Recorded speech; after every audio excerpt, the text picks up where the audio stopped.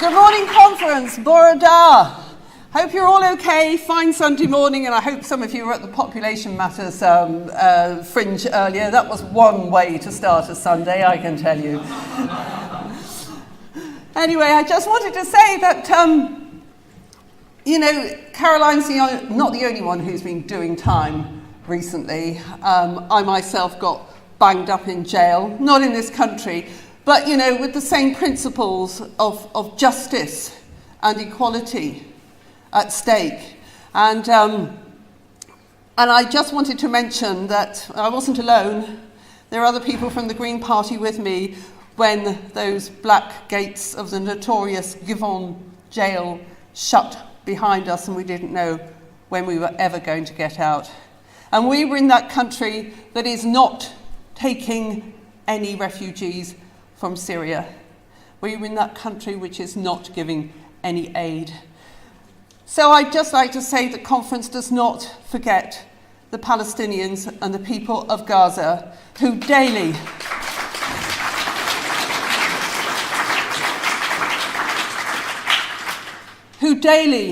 live with armed drones circling overhead, who daily have to put up with their children and their animals, their precious animals, shot near the borders, who daily have to see their fishermen in little boats forced inshore by huge, very powerful guns and warships. So we do not forget you, Gaza. Well, I'm the leader of the Green Party in Wales, as you probably know by now. And I wanted to remind us all that when money is God, ethics and morality become unaffordable. I'll say it again later because it's a really important concept that we have to take on board in our fight for justice and equity.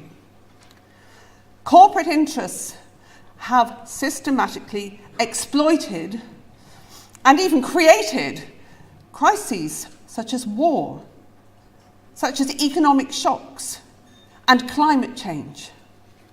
And governments have been quick to ram through policies which support a small elite, very often a small elite to whom they are personally related. This is why we need Greens. For example, 0 hours contracts are the response to economic downturn. Pension raids are the response to failing business models. Squeezed council budgets are the response to the bankers' recklessness. And fracking seems to be the Tory Lib Dem response to climate change. Conference, you couldn't make it up. This is why we need the Greens.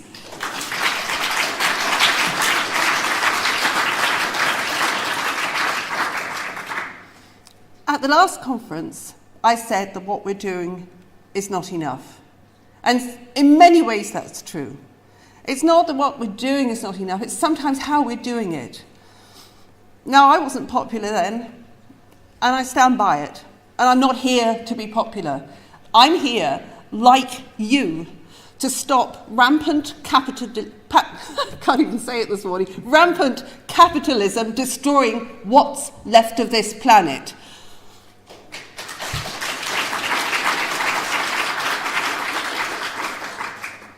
The Greens have stood firm and true for more than 40 years. And I maintain that even now, we do not know our own strength. 40 years of campaigning, of making policies, of developing our arguments is a massive plus on top of all the other political parties, which I shall not name, and which are forced onto the media instead of us.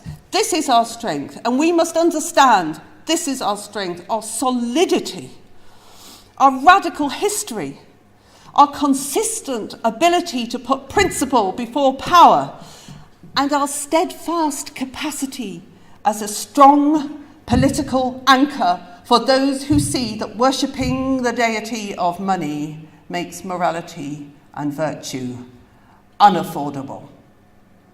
The Greens stand tall as a massive declaration of honesty and truth. Too many people we meet have known little more than privatisation, deregulation, cutbacks. It's hard for them to consider that there is another fairer way, but it's simply not enough for us to reject the hypocrisy of more privatisation, more profit, more pillage. We must tell our own positive story and our own powerful truth. It's up to us to start talking with the belief and conviction earned over 40 years of solid work. It's up to us to inject morality into politics, or we will be trapped in other people's arguments, the wrong arguments, the arguments of the losing side.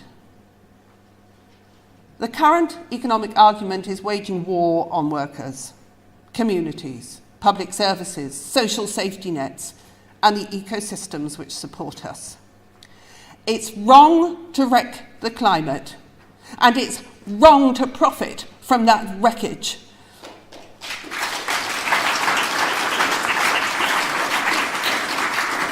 And this is why the Greens are needed.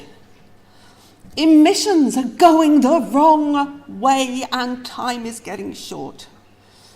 We must rekindle our passion. Climate change is, in the words of Naomi Klein, the most powerful weapon we have in the fight for equality and justice. But I maintain the opposite is true. Equality and justice are the most powerful weapons we have in the fight against climate change. This is why the Greens are needed.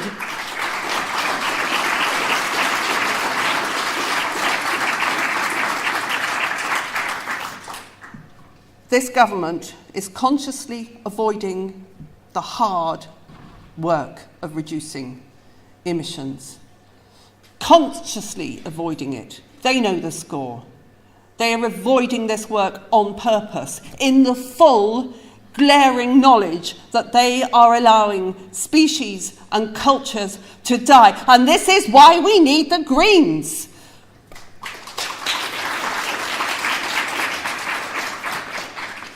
It's one small step, as well you know, conference, from climate change to climate emergency. We urgently need strong public services, infrastructure, investment in green technology and healthy communities to assert the interests of the many and avoid the worst of the coming social and economic shocks. We must all, every one of us, be ambitious and courageous. Losing the argument now is not an option.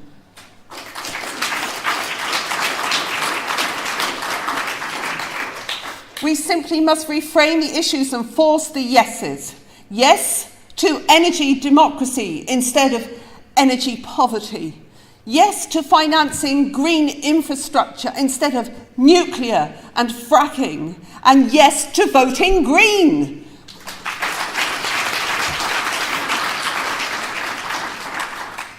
The moral argument is won. We won it long ago. The economic argument is next, and we can do it. This is why the Greens are needed. Lord Convalan.